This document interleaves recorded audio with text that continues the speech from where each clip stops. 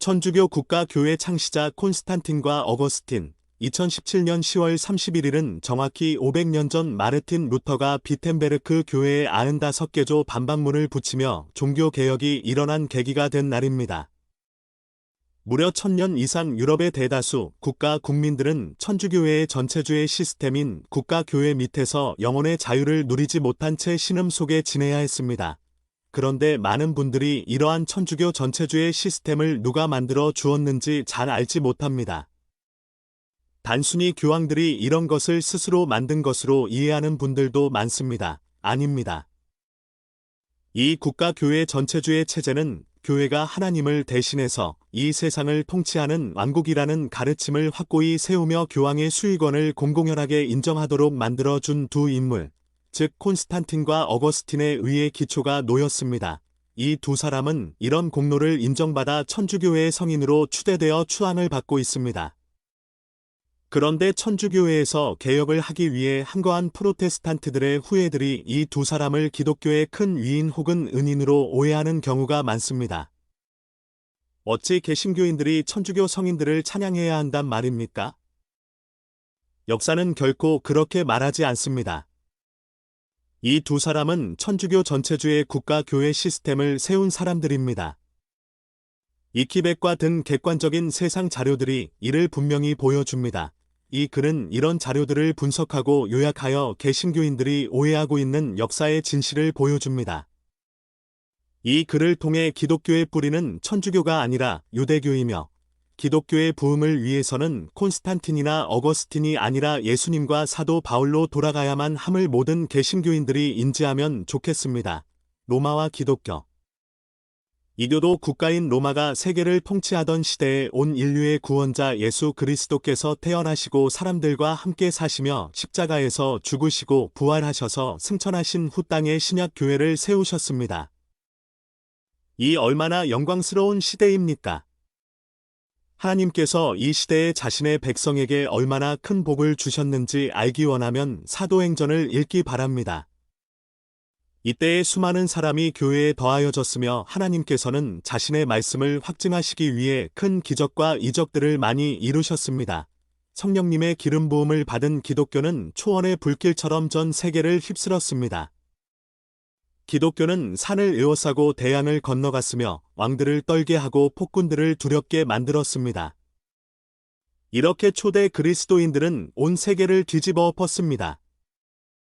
실로 그들의 메시지와 그들의 영은 권능으로 충만했습니다.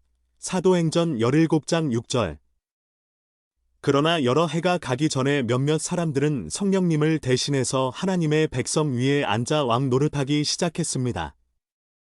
이들은 초기 시대와 같이 영적인 방법과 진리로 성도들을 치리하지 않고 자기들의 사상과 방법으로 치리하며 스스로 성령님을 대체하기 시작했습니다. 사도 바울이 불법의 신비가 이미 역사하고 있다고 언급한 것을 보면 이교주의를 기독교와 합치려는 시도가 심지어 신약 성경이 기록되던 때에도 있었음을 알 수 있습니다. 또한 그는 배교하는 일이 있을 것이며 몇몇 사람들이 믿음에서 떠나 유혹하는 영들과 마귀들의 교리에 주의를 기울일 것이라고 경고한 바 있는데 이는 곧 이교도들의 가짜 교리들을 경고한 것입니다. 데살로니가후서 2장 3절.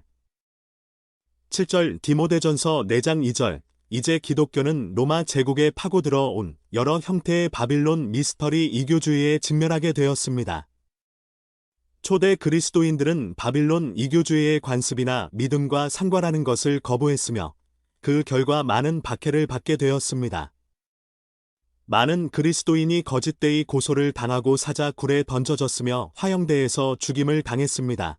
당시에 실로 많은 그리스도인이 잔혹한 방법으로 고문당하고 순교당했지만 그 뒤에 큰 변화가 일어났습니다. 로마 제국 황제가 스스로 기독교로 개종하였다고 공포한 것입니다. 또한 로마 황제는 로마 전 지역에서 기독교 박해를 중지하라는 명령을 발표했습니다. 그 결과 교회의 주교들, 지역 교회 감독들, 은 높은 명예를 얻게 되었으며 교회도 세상의 인정을 받고 강한 권력을 쥐게 되었습니다. 그러나 교회는 이러한 모든 것을 얻기 위해 비싼 값을 치러야만 했고 기독교와 이교주의 사이에는 많은 타협이 이루어졌습니다. 이로써 교회는 세상으로부터 분리되어 거룩하게 되기보다 이 세상 제도의 한 부분이 되어 버렸습니다. 황제는 호의를 보이면서 교회에서 가장 큰 지도력을 발휘하고자 했는데, 그 이유는 이교주의에서 황제는 항상 신으로서 믿음의 대상이었기 때문입니다.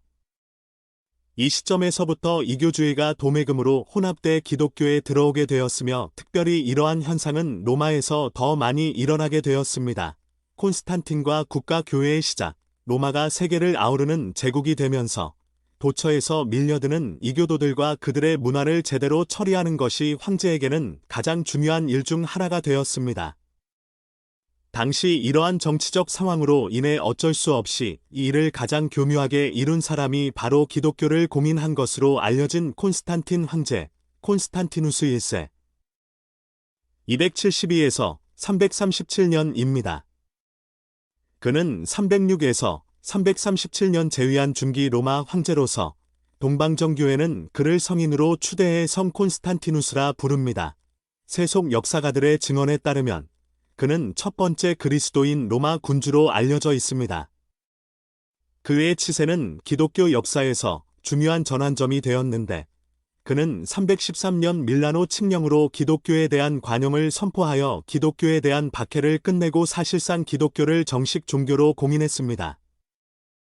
그는 또한 교회의 수장으로서 325년에 제1차 니케아 공의회를 소집하여 기독교의 발전에 이바지한 것으로도 알려져 있습니다. 또 그는 330년에 공식적으로 비잔티움, 터키의 이스탄불을 로마 제국의 새로운 수도로 정하였고, 그가 죽자 비잔티움은 콘스탄티누스의 도시라는 뜻의 콘스탄티노플로 개명됐습니다.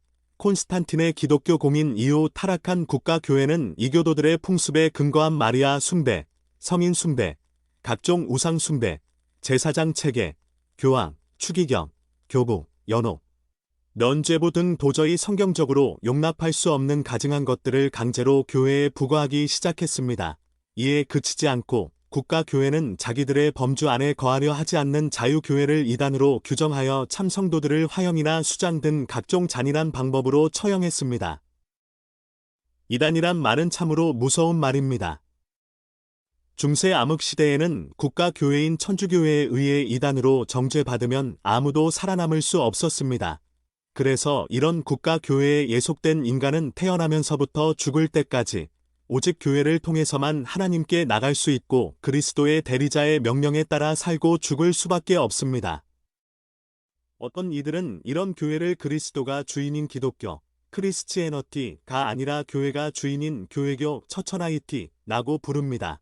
교회가 국가와 하나 되어 혹은 교회가 국가를 지배하며 국민을 통제하는 시스템을 국가교회라고 하며, 기독교는 이와 정반대의 개념, 즉 예수님께서 친히 마태복음 22장 21절에서 그런즉 카이사르의 것들은 카이사르에게, 하나님의 것들은 하나님께 바치라 고 말씀하시며 가르쳐 주신 국가와 교회의 분리를 지지한다. 세속 역사가들과 천주교 사관을 가진 교회 역사가들이 한 목소리로 콘스탄틴의 기독교 공인을 찬양하지만, 우리는 그가 행한 일을 영적인 관점에서 살펴보아야 합니다. 그의 기독교 진흥 정책은 다분히 정치적 이유 때문이었습니다. 수많은 내전을 거쳐 권력을 잡게 된 콘스탄틴에게 자신의 권좌를 위협하는 것은 용납되지 않았습니다. 그래서 스스로 로마 황제는 교회의 권위 내지는 하나님의 권위에 의해 임명된다는 원칙을 세우고 인간이 그것을 마음대로 바꿀 수 없음을 분명히 하려 하였습니다.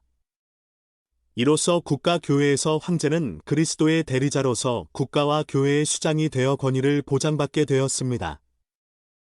다음은 역사가 두란트의 말입니다. 콘스탄틴은 그리스도인의 예배에 필요한 의식에 거의 순응하지 않았다. 그가 주교들에게 보낸 편지를 보면 비록 그가 제국의 단합을 위해 종교적 불일치 의사를 표명하는 자를 억압하긴 했지만 사실 그 당시 기독교계를 동요시켰던 신학적인 차이점들에 대해 전혀 관심이 없었음을 알 수 있다. 그는 자신의 통치 기간 중 주교들을 자신의 정치 조력자로 취급하였다. 그는 주교들을 소집해서 공회를 주재하였고 대다수가 일치하는 의견을 따르도록 강요하였다.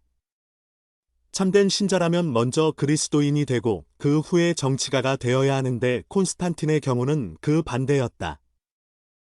기독교는 그에게 있어서 하나의 수단이었지 목적이 아니었다. 두란트 655에서 656페이지 로마 제국 황제들은 국가교회 스테이트 처치를 국가 체제의 이상적인 모델로 보았습니다.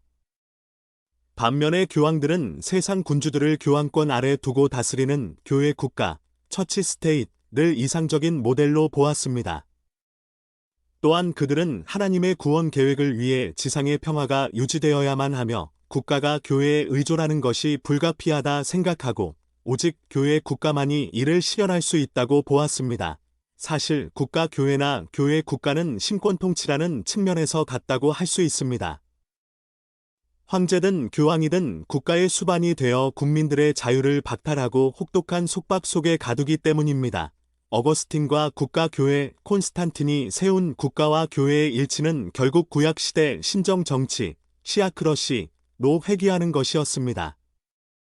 신정정치란 신성한 주권을 갖는 신이 임명한 대리자에 의한 정치를 말하며 신권정치라고도 합니다. 이에 대해 네이버 지식백과는 다음과 같이 말합니다. 신정 정치에서는 정치 권력과 종교 권력이 분리되지 않고 융합되어 있으며 권력자의 명령은 곧 법이고 피지배자의 내면적 심정까지도 지배한다. 국가의 법은 신의 법 또는 명령이며 국법과 종교가 동일하다. 이러한 정교일치의 동심원적 권력 지배는 이스라엘 민족 안에서 모세가 건설한 신정 국가의 정치가 가장 전형적이다. 신정 정치는 고대 오리엔트, 이슬람 세계, 인도, 중국, 일본 그리고 유럽에서도 각 문화의 원형과 관계하여 독자적 형태를 보인다. 신정 정치의 근대의 전형으로서는 칼빈의 제네바 지배를 들 수 있고 현대의 신정 정치로는 혁명 후의 이란 정부를 들 수 있다. 콘스탄틴과 그 이후 로마 황제들은 제국을 다스리기 위해 신정 정치를 구현하려 하였으며 이를 위한 이론을 제공한 사람이 바로 어거스틴이었습니다. 그래서 그는 그 이후 지금까지 교회의 황제인 교황이 그리스도의 대리자로서 세상 왕국들까지 다스리는 로마 가톨릭 교회의 통치 모델을 완성하였습니다. 어거스틴의 국가교회 사상은 1000년 이상 중세 시대를 지배하다. 16세기에 이르러 칼빈이나 루터 같은 종교 개혁자들에 의해 프로테스탄트 교회 안에서도 세력을 떨치며 신정국가를 세우는 데 초석이 되었습니다. 콘스탄틴과 어거스틴을 거치면서 신정 정치 모델이 확립된 후 루터의 종교개혁이 이루어질 때까지 유럽 모든 국가는 오직 가톨릭 교회만을 국가의 교회로 인정하였고 천주교 외의 다른 믿음은 모두 이단 교리로 정죄받았습니다. 반면 동유럽은 정교회 오어서닥스 처치가 국가교회로 되었습니다. 루터의 종교개혁 이후에 생긴 루터교 역시 독일과 스칸디나비아 3국의 국가교회가 되었고 칼빈의 장로교는 낙스에 의해 스코틀랜드의 국가교회가 되었으며 헨리 8세가 세운 영국 국교회 즉 성공회는 영국의 국가교회가 되고 말았습니다. 국가교회 체제를 확립하기 위해 어거스틴은 성경을 재해석하였습니다. 그는 유대인들을 예수님을 죽인 자들로 규정하고 구약 성경의 실제 아브라함의 자손들 즉 유대인들이 받아야 할 모든 복을 신약 시대의 교회가 대신 차지한다는 이론 곧 이스라엘 대체 신학을 정립했습니다. 이키 백과는 이스라엘 대체 신학에 대해 다음과 같이 말합니다.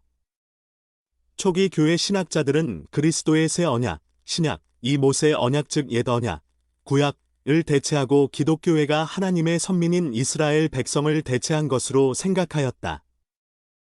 역사적으로 가톨릭 교회는 자신들이 유대교의 완성이며 성취라고 주장하였다. 기독교 역사를 통해 이스라엘 대체 신학이 주류를 이루었지만 2차 세계대전 유대인 대학살과 1948년의 이스라엘 국가 형성 이후로 주류 신학자들과 교단들은 이런 관점을 거부하고 있다. 이 일을 하려면 필연적으로 성경을 영적 비유적으로 해석해야 하는데 어거스틴은 이집트 알렉산드리아 출신 학자들의 비유 해석을 도입하여 이 일을 성공적으로 이루어냈습니다. 알렉산드리아, 알렉산더 대왕의 죽음 이후 그리스 제국은 넷으로 분열됐고 프톨레마이오스 왕조의 중심지인 이집트 알렉산드리아는 고대 그리스의 플라톤 철학의 중심지가 되어 헬레니즘이라는 이교도 문화를 온 세상에 파급시키는 중심 도시가 되었습니다. 거기에는 주전 300년경부터 세상과 타협하기 위해 이스라엘을 떠나 그리스 문화와 히브리 문화를 적당히 혼합한 채 이교도들과 더불어 삶을 공유하려는 유대인들이 많이 살고 있었습니다. 알렉산드리아 학자들은 주전 3세기부터 고대 그리스 시인이나 작가들의 본문을 복구하기 시작했습니다.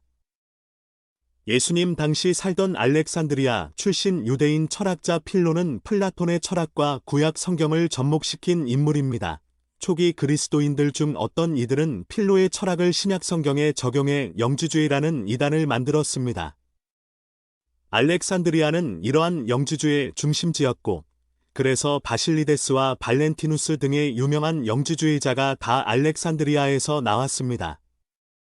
현대 성경학자들이 이구동성으로 칭송하는 가톨릭 교회 70인역 세프토어진트이라는 그리스어 구약 성경 역본 역시 알렉산드리아에 배도한 학자들에 의해 만들어진 모조품입니다. 알렉산드리아 학파는 그리스 철학과 성경을 통합시키려는 욕망에 불탔습니다. 그들은 그리스 철학이 신의 영감을 받았으므로 그 기원이 신성하며 신의 말씀과 같다는 그릇된 가정하에 자신들의 해석 체계를 정립했습니다. 유대인들에게 그리스도를 죽인 자들이란 죄명을 씌운 가톨릭 교회는 오리겐이 주장한 유대인 개종, 추방, 멸종의 3단계 이론을 교의로 삼아 오늘날에도 이를 시행하고 있습니다. 신약 성경이 완성된 이후로 180년경의 펜타누스, 펜테너스, 200년 사망, 가 복음 선포자와 선교사들을 훈련시키기 위해 알렉산드리아의 교리 학교를 설립했습니다.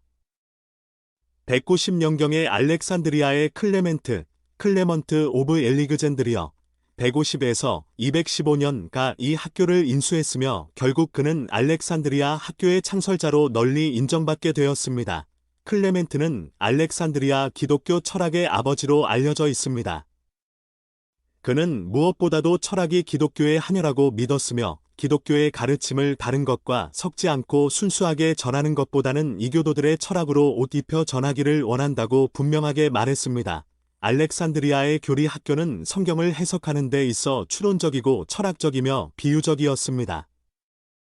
다시 말해 이들은 문자 그대로 하나님이 주신 의미를 찾기보다는 그 안에 숨겨진 신비한 의미가 있는지 알아보기 위해 온 힘을 기울였습니다.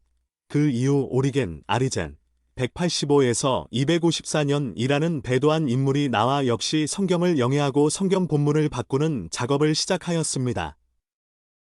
오리겐은 알렉산드리아에서 부유하게 살던 그리스도인 가정에서 태어났으며 젊은 나이에 교사로서 크게 성공했습니다. 그의 삶은 세르베루스 황제의 박해가 있던 주 202년경에 극적으로 변화되었습니다. 그의 아버지는 순교했고 그의 가정은 가난에 빠지게 되었습니다. 그런데 그로부터 1년 뒤에 알렉산드리아의 클레멘트는 도망갈 수밖에 없는 신세가 되었고 결국 오리겐은 18세의 젊은 나이에 클레멘트가 창설한 알렉산드리아의 교리 학교 교장이 되었습니다. 그는 천재였으며 수많은 책을 모으고 읽고 저순했고 또 영지주의자였던 알렉산드리아의 엠브로즈 오브 엘리그젠드리어 212에서 250년의 책들을 소장했습니다. 그는 또한 이교도로서 신플라톤주의를 창설한 사카스 밑에서 공부했고 매우 금욕적인 삶을 살면서 신발도 신지 않고 맨 땅에서 잤으며 심지어 스스로 거세했던 매우 특이한 인물이었습니다. 오리겐은 클레멘트의 제자로서 필로의 영향을 받았습니다. 그는 성경 본문이 문자적 의미, 도덕적 의미, 신비 혹은 풍유적 의미를 포함하고 있는데 이 중에서 신비 혹은 풍유적 의미를 통해 진정한 해석을 얻을 수 있다고 했습니다. 이 셋째 의미는 상징적이며 은유적인 성격을 가지고 있으며 이런 성경 해석 방식을 영해라고 합니다. 오리겐은 특히 성경 본문을 부패시킨 장본인입니다. 현재 신학교에서 가르치는 교회사가 가톨릭 교회사이므로 대부분의 신학교 교과서나 참고서는 오리겐을 가리켜 위대한 그리스도인 학자여. 고대 교회에 가장 뛰어나고 영향력 있던 신학자 중 하나라고 잘못 소개하고 있습니다. 그 이유는 오리겐에 대한 기록이 거의 다 콘스탄틴의 어용학자인 유세비우스의 글에서 나오기 때문입니다. 사실 오리겐은 한때 그리스의 아테네 철학의 관점에서 성경을 해석한 이단자로 판명되었습니다. 그는 또한 예수님이 창조된 하나님이다. 나는 이단 교리를 퍼뜨렸습니다. 오리겐은 콘스탄틴 황제의 문화비서 역할을 하던 유세비우스에게 지대한 영향을 미쳤습니다. 대연모자 콘스탄틴 황제의 성경 본문 복사 요청을 수행하기 위해 유세비우스는 그리스도인들이 공통적으로 받아들인 순수한 본문을 사용하기 위해 기독교의 모태가 된 안디옥으로 가지 않고 대신에 이교도 교육과 철학의 중심지인 이집트의 알렉산드리아로 갔습니다. 그는 거기서 학자들의 수정판인 국지적 소수 본문을 얻었고 이것을 신기의 복사본으로 만들어 배포한 것으로 보입니다. 이 중 하나가 바티칸 도서관에 보관된 바티칸 사본이며 이 사본은 오역이 있는 여러 현대 엽본들의 모체가 되었습니다. 오리겐과 유세비우스 이후 알렉산드리아 철학은 암브로스라는 밀라노의 주교에게 전달되었고 그는 비유 해석 체계를 근간으로 가톨릭 교회의 교리들을 확립하였습니다. 그는 가톨릭 교회를 위해 다음의 세 가지 원칙을 세웠습니다. 1. 그는 로마 교회에 대한 국가의 간섭을 다 배제하였고 믿음의 영역에서 주교는 황제를 판단할 수 있으나 황제는 주교를 판단할 수 없다고 선언하였다. 2. 그는 국가가 어떠한 환경에서든지 기독교의 도덕규범을 존중해야 하며 데살로니가에서의 반란 진압 시 특별히 잔인성을 보인 데오도시우스 대제에게 교회에서 참회, 고해성사 할 것을 강요하였다. 3. 그는 교회와 국가 간의 긴밀한 결속 관계를 추구하였고 이 일이 교회에 크게 유익하리라 확신하였다. 어거스틴은 오리겐의 비유적 성경 해석을 취함으로써 참 이스라엘 즉 아브라함의 육체에서 난 자들에 대한 하나님의 약속을 송두리째 제거했고 교회가 이스라엘이라는 논증을 들고 나섰습니다. 그러나 십자가 이후에 생긴 그리스도의 교회는 문자 그대로 그리스도의 교회이며 이스라엘은 이스라엘입니다. 그리스도가 머리가 되지 않고 교회가 머리가 되는 소위 교회교를 창설한 초대 교부들은 교회사에서 엄청난 망언의 씨를 뿌렸습니다. 이 씨의 열매들은 첫 정치 신학자 유세비우스에 의해 암브로스와 어거스틴 등에게 전달되며 로마 교회 안에 확고히 자리 잡았습니다. 그런데도 개신교 목사들 가운데는 성경에 없는 바울 어거스틴 루터라는 족보까지 만들어 놓고 프로테스탄트 교회가 어거스틴의 사상에서 출발했다고 말하며 이제는 성경 메시지 대신 가톨릭 미사곡까지 교회 안에서 연주하는 분들도 있습니다. 어거스틴의 무력 사용, 그리스도인들은 하나님의 자녀로 이 세상에 살고 있기 때문에 세상과 늘 긴장 관계에 있습니다. 성경은 비록 그리스도인들이 세상에 살지만 세상에 속하지 않으므로 세상에 동화되지 말 것을 곳곳에서 가르칩니다. 로마서 12장 2절, 고린도후서 6장 14에서 18절, 초대교회 이후 좁은 길을 걸은 믿음의 성도들은 성경의 분리 모델에 따라 양심과 신앙의 자유를 추구하며 살았고 그 결과 국가 교회로부터 많은 탄압을 받았습니다.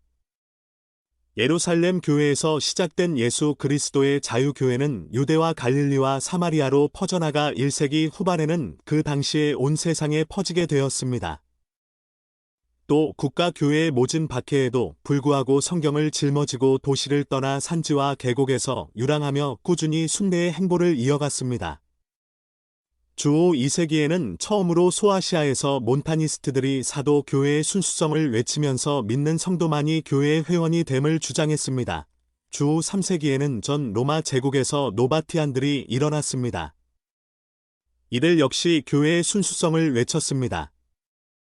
이들은 그 순수성으로 후에 순수한 자들이라는 뜻을 지닌 카타리가 되었습니다. 그 뒤 4세기 초 아프리카에서 도나티스트들이 국가와 교회의 분리를 외치며 일어났습니다.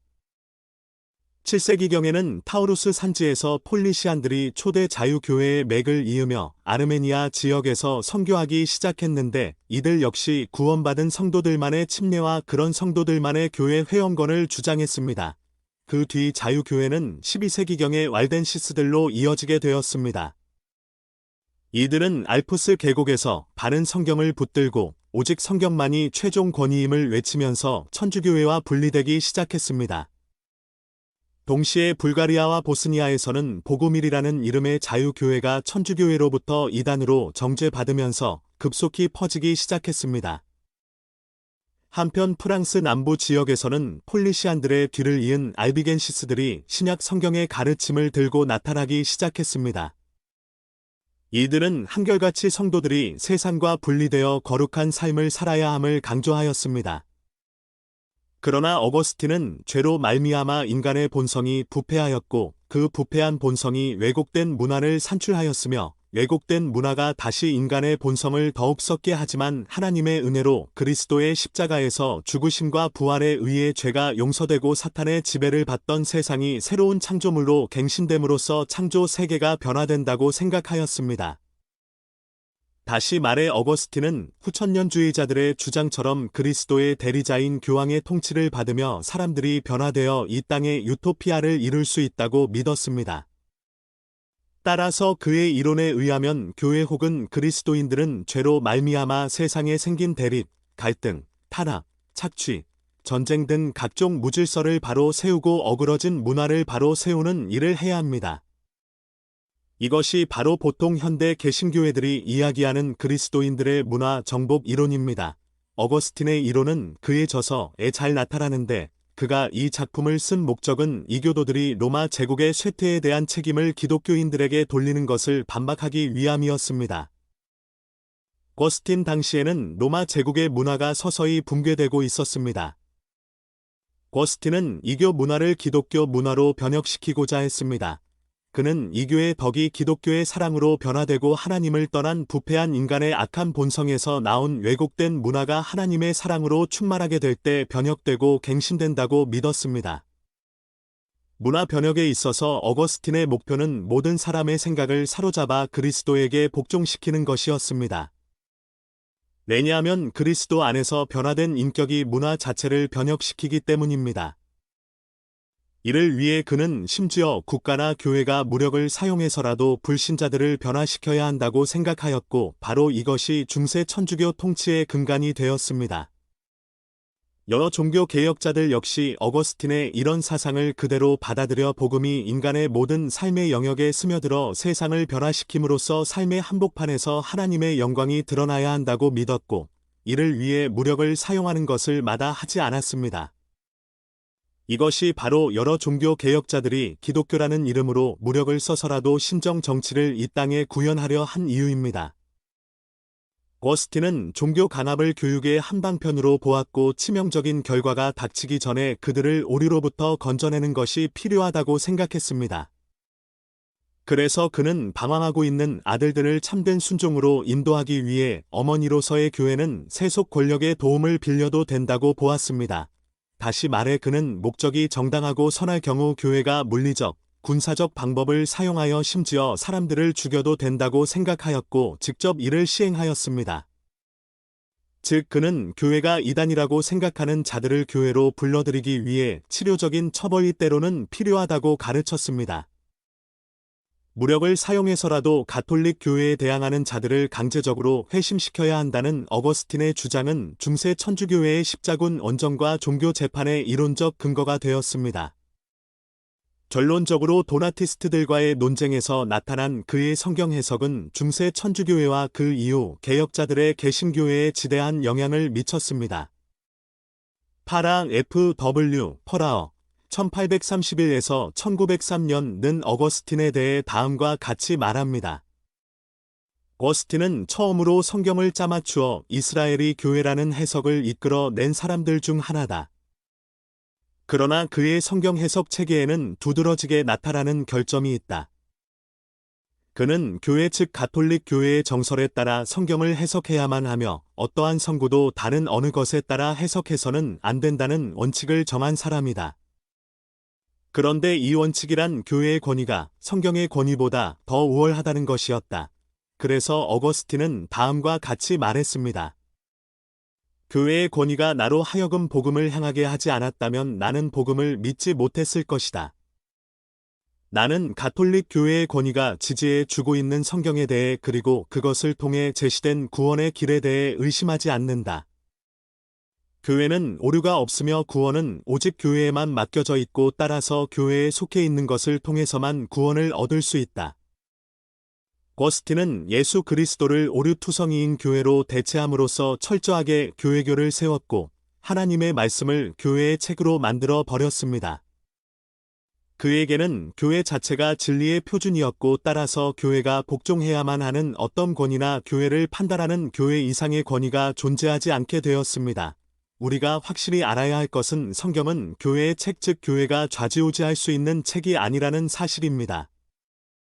오히려 귀 있는 자는 성령께서 교회들에 말씀하시는 것을 들을지어다 라고 요한계시록 2장 7절이 말씀해 주듯 교회는 성경 말씀 즉 하나님의 말씀에 의해 판단을 받는 창조물에 불과합니다. 이런 것을 깨닫지 못한 채 어거스틴은 하나님의 심판 아래 있는 교회에게 하나님의 말씀을 판단하여 뜯어고칠 수 있는 권한을 부여했으며 그 이후로 로마 교회는 감히 계속해서 하나님의 말씀 자체를 변개시켜 왔습니다. 어거스틴의 다른 사상, 영어 위키 백과의 오거스틴 오브 히포 항목에서 그대로 발췌 1. 마리아 숭배. 비록 그 나름의 마리아 사상을 펴지는 않았지만 어거스틴은 어느 누구보다도 더 많이 마리아에 대해 언급하였다. 431년에 열린 에베소 공회에서 로마 교회가 공식적으로 마리아를 영원한 동정녀, 하나님의 어머니로 부르기 전에 이미 그는 마리아를 그렇게 불렀다. 이 교회, 교회는 오직 하나만 있으며 그 안에는 두 개의 요소가 있다고 믿었다. 그중 하나는 보이는 요소로서 가톨릭 성례와 성직자 계급 체계 및 평신도 그룹이고 다른 하나는 보이지 않는 요소로서 교회에 속한 영혼들이었다. 전자는 구원을 선포하고 성례를 베푸는 제도적인 교회 즉 그리스도가 세운 가톨릭 교회이고 후자는 하나님이 알아주시는 선택받은 자들의 모임이다. 그는 자신의 저서에서 교회를 하늘의 도시 혹은 왕국으로 보았고 이 교회가 궁극적으로 땅의 모든 왕국들을 물리치고 승리할 것으로 생각하였다. 3. 사제들의 사도적 계승. 그는 키프리안의 가르침에 따라 가톨릭 교회의 주교들과 사제들이 사도들의 계승자들이며 하나님이 그들에게 권위를 주셨다고 가르쳤다. 4. 자유의지. 그는 하나님께서 천사들과 사람들을 이성적인 존재로 자유의지를 가진 존재로 만드셨지만 이 자유의지가 죄를 짓는 용도로는 주어지지 않았다고 생각하였다. 또한 죄로 인해 더러워진 자유의지는 물질들에 의해 갇혀 있으므로 죄를 짓기 전의 의지만큼 자유롭지 못하다고 믿었다. 그는 종종 누구든지 원하면 구원받을 수 있다고 말하면서도 멸망받기로 예정된 자들이 구원받는 것은 불가능하다고 주장하였다. 거스틴의 이론에 따라 루터나 칼빈 같은 개혁자들은 언제가 사람의 자유의지를 완전히 멸절시켰다고 믿고 가르쳤다. 5. 유대인. 그는 유대인들이 하나님의 선민이지만 그리스도인들에게 경고를 주시기 위해 하나님께서 그들을 전 세상으로 흩으셨고 그들은 결국 세상 끝에 이르러서야 그리스도인이 될 것이며 그들이 그리스도인들의 땅에 살되 흥왕해서는 안 된다고 주장하였다. 6. 종말론. 처음에 그는 모든 사람이 부활하기 전에 그리스도께서 문자 그대로 1000년 동안 이 땅의 왕국을 세우신다는 전천년주의 프리밀레니얼리즘을 믿었지만 후에 그것이 육신적이라는 이유로 그 관점을 버렸다. 그는 사람의 힘으로 유토피아를 이루는 후천년주의 포스트멀레니얼리즘에 가까운 믿음을 펴면서 실제로 그리스도의 왕국이 땅에서 이루어지지 않는다는 무천년주의 에밀레니얼리즘을 주장하였다. 중세 로마 가톨릭 교회는 어거스틴의 사상을 바탕으로 땅에서 승리하며 다스리는 교회를 통해 그리스도께서 영적으로 이 땅을 다스리신다는 무천년주의를 확립하였다. 종교개혁 시대의 칼빈 같은 신학자들 역시 철저하게 어거스틴의 무천년주의를 수용하였다. 7. 연옥. 그는 또한 그리스도 안에서 죽었으나 깨끗하지 못한 자는 연옥의 불에 의해 정화된다고 믿었다. 8. 현 시대의 추종자들. 한나 아렌트 같은 작가가 어거스틴의 영향을 받아 언죄, 사람의 전적 타락, 이중 예정론, 무조건적 선택 등의 주제로 교회와 세상 속에서 그의 사상을 펼치고 있다. 어거스틴 사상 총정리 위에 열거된 기록들을 통해 우리는 어거스틴의 사상을 다음과 같이 정리할 수 있다. 1. 신정정치교회. 그리스도의 대리자가 무력까지도 동원하여 신정정치를 구현하는 국가교회가 유일한 교회이다. 2. 무천년주의. 그리스도께서 실제로 이 땅에서 다스리시는 왕국은 없다. 3. 이스라엘 대체 신화. 아브라함의 실제 자손인 유대인들에게는 전혀 미래가 없고 신약의 교회가 곧 구약의 왕국이므로 구약 성경에 약속된 이스라엘의 모든 복은 신약의 교회가 이어받는다. 4. 인간의 자유의지 박탈. 아담의 범죄 이후로 인간의 자유의지는 완전히 박탈되었다. 5. 세례 중생. 사람은 세례를 통해 다시 태어난다. 6. 연옥. 그리스도 안에서 더러운 상태로 죽은 자들은 연옥 불에 의해 정화된다. 7. 마리아 숭배. 하나님의 어머니 마리아는 그리스도를 이 땅에 가져오는 은혜의 통로로서 죄 없이 수태되어 그리스도를 출생한 이후에도 평생 동정녀로 살았다. 8. 소인들의 공적. 수호성인들의 공적이 있으면 죄들이 경감된다. 이러한 어거스틴의 사상은 지난 1500년 이상 로마 가톨릭 교회가 공언한 믿음과 하나도 다르지 않습니다. 그래서 우리는 역사의 증언을 통해 어거스틴이 로마 가톨릭 교회의 모든 교리를 놓은 장본인이며 그래서 로마 교회로부터 교회의 박사로 불리는 것이 지극히 당연함을 알 수 있습니다. 개신교회가 가르치는 교회사는 유세비우스나 필립 샤프 1819에서 1893년 등과 같이 가톨릭 교회사가나 가톨릭 편향의 개신교 교회사가들이 저술한 것에 근거를 두고 있기에 어거스틴이나 프란시스 같은 철저한 가톨릭 교도를 예수 그리스도의 성자 성도로 무사합니다. 그러나 성경에 비추어 볼 때 예수 그리스도 외에도 구원받는 길이 있다고 주장하는 마더 테레사, 프란시스 등의 가톨릭 교회 성인들은 사도 바울이 저주한 다른 복음 즉 행위 복음을 믿고 가르친 사람들로서 성경이 이야기하는 성도들 세인츠의 반열에 결코 될 수 없는 사람들입니다. 신약 성경은 하나님의 은혜로 구원받은 사람들을 세인츠 즉 성인이라고 부른다. 이 말은 하나님에 의해 거룩히 구별된 자들이라는 뜻이다. 그런데 가톨릭 교회가 인조 성인들을 양산해서 세인츠 즉 성자 혹은 성인이라고 부르므로 성경 번역 시 어쩔 수 없이 세인츠를 성도 즉 거룩한 무리로 번역하였다. 그 이유는 가톨릭 교회의 성인들 세인츠는 육에 속한 행위에 의해 가톨릭 교회나 교황이 생산해내는 인조 성인이지만 성경대로 믿어서 행위와 상관없이 꿔져주시는 하나님의 은혜로 예수 그리스도의 보배로운 피로 구원받은 성도들 세인츠는 하나님께서 의롭다고 칭하시는 거룩한 자들이기 때문입니다. 어거스틴이 확립한 로마 가톨릭 교회의 중생 즉 다시 태어남은 성경이 말하는 것과 근본적으로 다릅니다. 그들은 위로부터 임하여 인간의 질을 새롭게 창조하는 중생이 무엇인지 알지 못하며 어거스틴의 고백록이 들려주듯이 가톨릭 교회에 귀의하여 그 시스템에 순응하고 복종하는 인간의 제도적 의식이 마치 중생인 것으로 오해하고 있습니다. 어거스틴의 고백록은 비성경적인 가톨릭주의 제도에다 고해성사라는 또 다른 굴레를 하나 더 씌워 주었습니다. 어거스틴의 수도원 규칙을 보면 그는 아버지 종교를 더욱 강조하여 아버지 계급에 절대 복종할 것을 강조하고 있습니다. 그래서 그들은 자신들의 사제를 신부, 즉 하나님 아버지라 부릅니다. 물론 영어권에서도 가톨릭 교회의 사제는 파더로 불린다. 그들은 베드로를 유일한 가톨릭 교회의 통일성으로 삼고 교회의 특성을 머리 대신 그리스도에 두기보다는 통일성, 보편성, 거룩함, 전통에 두고 있습니다. 3세기경 오리겐의 마리아 숭배 사상이 암브로스에게 왔을 때 그는 마리아 숭배 사상에다 성물 숭배 사상을 더했고 어거스틴은 이 모두에다 죽은 자를 위한 기도를 인정하는 연옥설을 보테어 연옥설의 원조가 되고 말았습니다. 교회가 아니라 그리스도, 이것이 기독교이다. 성경이 말하는 예수 그리스도의 은혜가 부족하기에 혹은 이방인들의 사도였던 바울이 그토록 자상하게 설명한 은혜에 이르는 길이 부족하기에 우리 믿는 자들이 성경 밖에서 어거스틴의 은총론 같은 인본주의 은총론을 들먹여야 합니까? 어거스틴의 은총론은 로마 교회의 공회 중 가장 사탄적인 공회로 알려진 트렌트 트리엔트 공회가 결정하고 발표한 가톨릭 교회의 의인론의 시초가 되는 것입니다. 바로 이 어거스틴 파에 속했던 루터를 구원한 것은 하나님의 말씀이었습니다. 오늘날 가톨릭 교회와 수도원에서 수많은 현대판 어거스틴을 만나는 것은 그리 어려운 일이 아닙니다. 이들은 아직도 인간의 종교적 은총론에 갇혀 방황하고 있습니다. 이들은 부분적으로 성부도 인용하며 하나님의 은총을 이야기합니다. 그러나 이들이 머물고 있는 반석은 예수 그리스도가 아닙니다. 이들은 자기들의 성모교회, 즉 거룩한 어머니 교회 안에 안주하는 것을 하나님의 은총으로 생각하고 있을 뿐입니다. 그들의 마음속에는 그리스도의 영이 자리 잡을 수 없기에 그들은 하나님을 따르는 모양은 있으나 하나님의 성품의 능력은 부인하는 자들입니다. 디모데후서 3장 5절. 비록 그들이 베드로의 무덤을 뒤적이면서 무덤에서 일어나신 살아계신 생명의 주를 찾고 있으나 그들의 길은 결코 영생에 이르지 못하는 큰 길입니다.